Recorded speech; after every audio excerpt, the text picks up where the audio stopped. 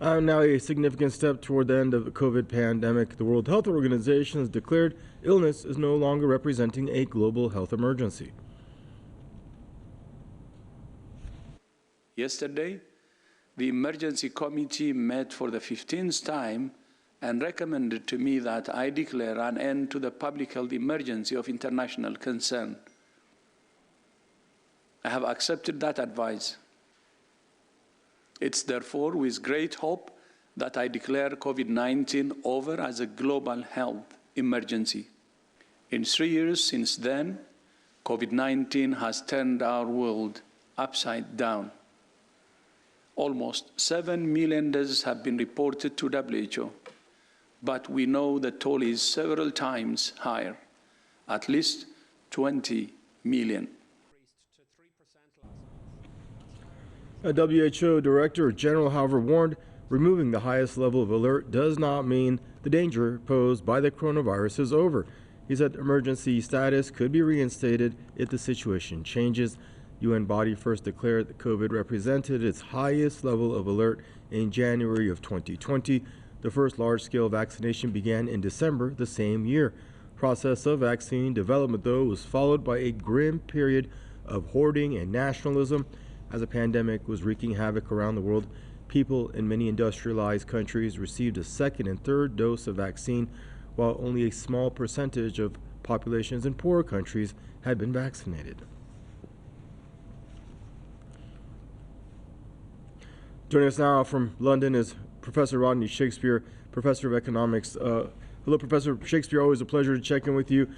Your initial thoughts on what we learned and what we could have done better throughout this pandemic. World Health Organization is lying its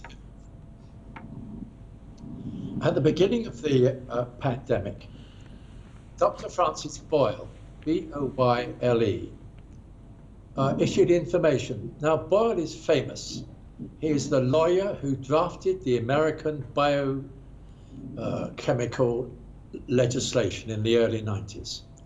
So he knows all about it, and he's kept in touch with the situations ever since. And he pointed out at the beginning of the pandemic that there were programs on gain-of-function batch research. And there was a connection between, I think from memory, Wisconsin University, Illinois University, and Wuhan University.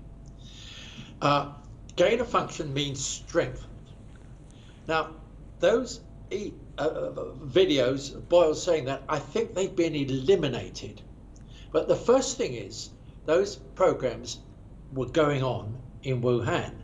And the next thing, and this is something which you can still find to my amazement, is that the Pentagon has admitted that they fund 46 biolaboratories in Ukraine. I believe there's another 4 in Nigeria, but just take the Ukraine ones. They say, oh, this is a hangover from the Cold War and it's all peaceable. And of course, they're trying to say, oh, well, now the Pentagon hasn't admitted this, but the Pentagon has admitted this. Why is the Pentagon financing biolaboratories probably all the way around the world, not necessarily in America, but outside America? And there's a third factor in all of this.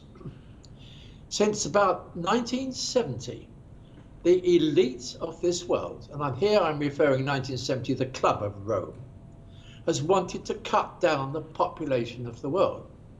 And there's no doubt that members of the World Economic Forum today also want to do that. But they have no means of doing it voluntarily.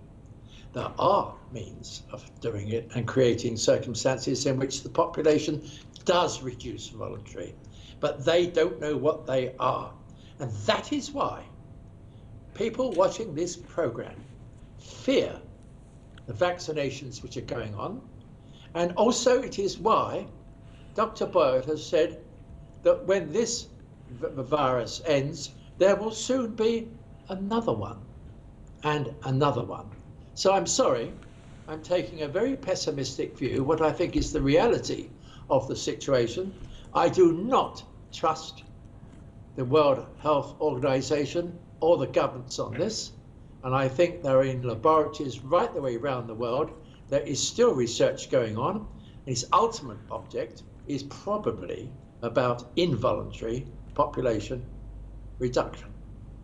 And I'm not sure if I agree with you 100% on this, Professor, but to your point, something that does support it is that you notice if you're gonna be the elite of the world and you're gonna want to do something like that, achieve an objective, you're gonna go after people that are not working in the working class to support your basically economic growth, which are going to be the elderly that are out of work, that you're basically pensioning, and it's going to be poorer countries. And those are the exact people that were targeted. If you very well remember, a year into this thing, a lot of Western countries and stronger economic,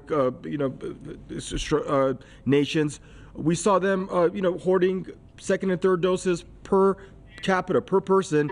We saw only 2% of Africa vaccinated. So to your point, that does kind of raise some red flags. Now, it could just be unfair, unjust, and out of pocket type of politics, or it could be something much more sinister. To your point, Professor. Well, certainly there's unfairness which is going on, but I am looking at the overall policies, which is the research going on gain of function research in laboratory after laboratory around this world, and there is no clear explanation for it. And Dr. Boyle is amongst those who says there will be more of these, and the virus is only then available to certain groups and maybe to certain countries. And you then have to look at it in the overall scene. So yes, there is injustice, and yes, this will hit the poorer people. I'm not saying that it's deliberately aimed at any particular country or not, but we have to look at the existence of those laboratories, the existence of the gain of function programs, and say, what is their purpose? I mean, 46 laboratories in Ukraine, and the Pentagon has been forced to admit it. Who forced them to even admit it? It's weird. Something is going on, and that is why most people are uneasy about the whole subject, and they are also uneasy about the vaccinations, to whether they work or whether they don't know. Something in the back of their minds is disturbing them, and I think I know why. They are suspicious of what is going on. Interesting stuff, Professor. Thank you. Always a pleasure to check in with you. Stay safe, sir. From London, Professor Rodney Shakespeare there joining us.